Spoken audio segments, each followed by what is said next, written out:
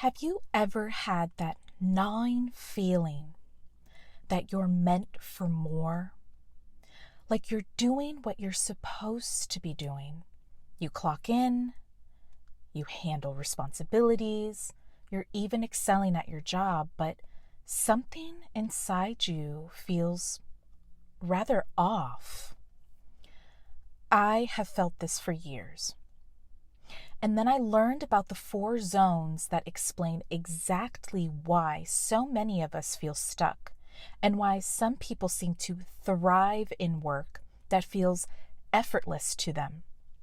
Here are the 4 zones: zone of incompetence, zone of competence, zone of excellence, and zone of genius.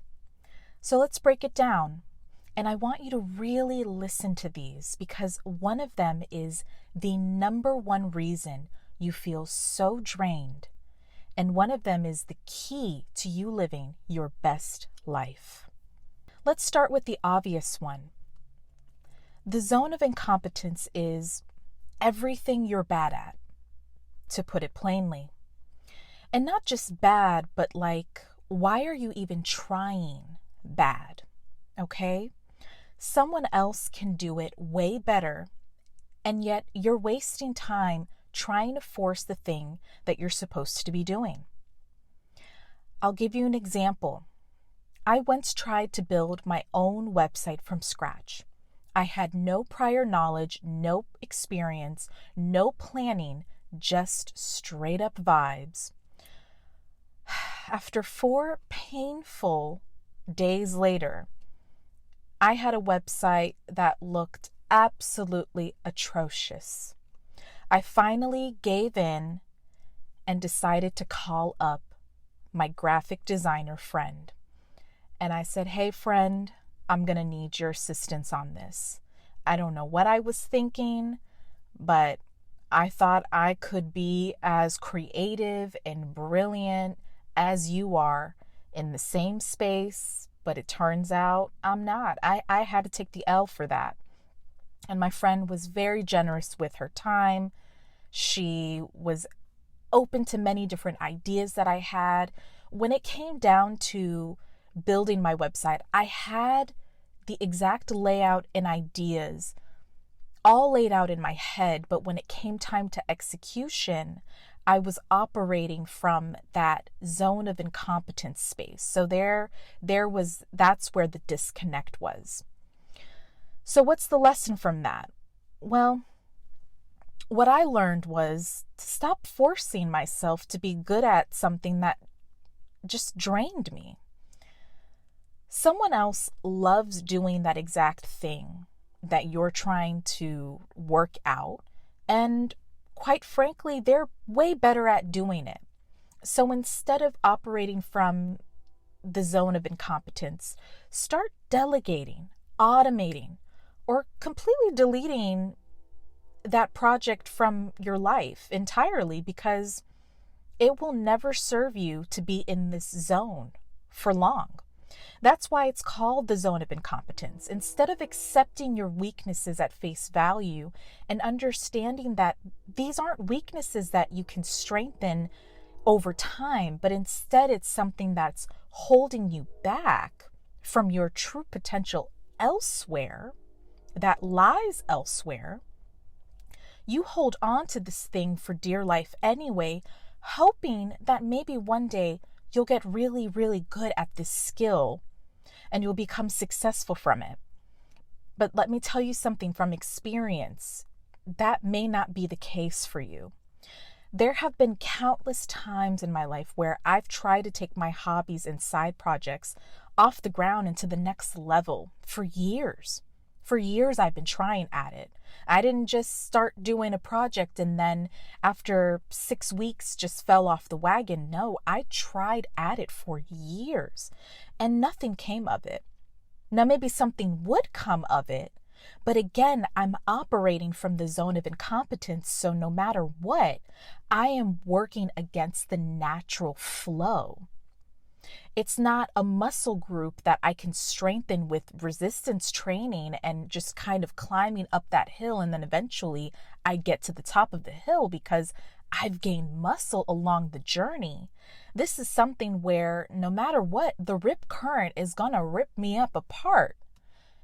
I'm going to get caught up in that whirlpool, and there may not be a way out and a way to thrive and succeed in that zone.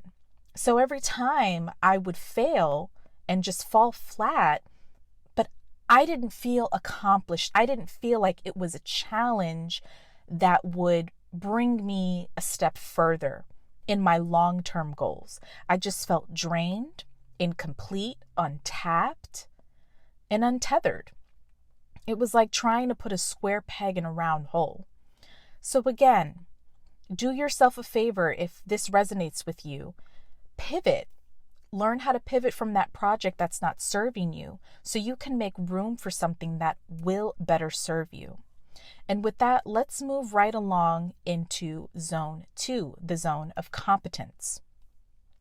Now, this zone is dangerous because it feels productive, but it's in fact not the best zone for you to be in the long run. This is the stuff you can do, but so can literally millions of other people. I'll give you another example. I am a very organized person. I love to schedule and make color-coded to-do lists, itineraries, agendas, you name it. But here's the thing. I'm not bad at doing all of that, but I'm not exceptional at the job either. Anyone with a decent planner, Notion template, and Google Calendar could do the exact same thing, probably do it in circles around me. So if you're spending your time in this zone, you're playing it small, period. Let's just stop it right there. You're doing all right, but you're not needed here. And if you're not needed, you're replaceable. And that's not where you want to be in the long run. So that brings me to the next point, zone 3, which is the zone of excellence. Now we're getting to the tricky one. The zone of excellence is where most people get stuck. This is where you're really, really good at something. You've built a career on it. People praise you for it. You receive a lot of accolades. You know, you're a rock star. You're walking on water. You're untouchable. You run the playground. This job might even pay you extremely well. But here's the problem. You don't love it. It doesn't light you up. It's comfortable, it's safe, it's cute, it's mindful, it's demure, but it's not your purpose. I'll tell you a quick story. A few years back, I found an amazing life coach named Goli Kalkaran. I hope I'm pronouncing her name right. She is a lawyer turned entrepreneur. Her story goes like this. She quit practicing law. She did a lot of soul searching in the interim. She tried a bunch of different things. She did a photo booth business at one point in time. And she was just trying to figure out what she really wanted to do next. That's when she started her podcast and blog called Lessons from a Quitter. Her blog goes in more depth about her reasons for quitting law. So if you have time or if you're interested, go ahead and check out her site at lessonsfromaquitter.com. And this is not, I've never met Goli. I hope I do in the near future. I think she's fascinating. I love listening to her episodes. They are extremely relatable and they just resonate with the everyday person. So if you think about Goli's journey, lawyers, especially federal public defenders, they make a decent amount of money. I think on average, it's probably around maybe $100K. I may be wrong off of that, but so in her podcast episodes, Goli would talk about how She was good at her job, but every day she felt suffocated. She hated it. It gave her the Sunday scaries every start of the week. Her heart was just not in it. But you know what she really loved? She loved to connect with people. She loved helping others follow their dreams and create a life that they love, which is how she fell into her true calling, her passion, which is being a life coach and helping people figure out and take the next step if they feel lost and stuck in their career. Not necessarily quit your job, but sometimes she'll even go a step further and figure out, well, what is the missing piece? What can we do to help you be successful in your career if you feel like you're going through a rut? So ask yourself, are you in a career that looks good on paper but feels wrong on a soul level? Because if that's the case, then that's a sign you need to step into your zone of genius. Now, the fourth zone, the zone of genius, is where your true magic is. The thing that feels effortless but is incredibly valuable. The thing that makes you lose track of time. Okay, the one thing that you bring to the world in a way that no one else can. I want you to think about this. If money, time, and fear weren't factors, what's the thing you'd spend your life doing? For me, it's storytelling.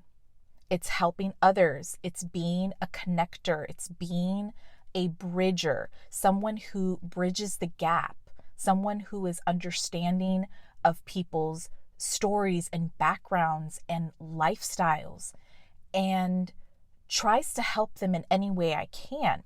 It's through many different mediums, filmmaking, public speaking, coaching, whatever can help me connect with other people. When I'm doing this, I feel alive. I want to tell your story. I want to tell your story in the best way I can, whether it's through photography, videography, cinematography, any way I can. And when I do it, I feel alive. I feel energized, like I could do it forever. And I do it for free.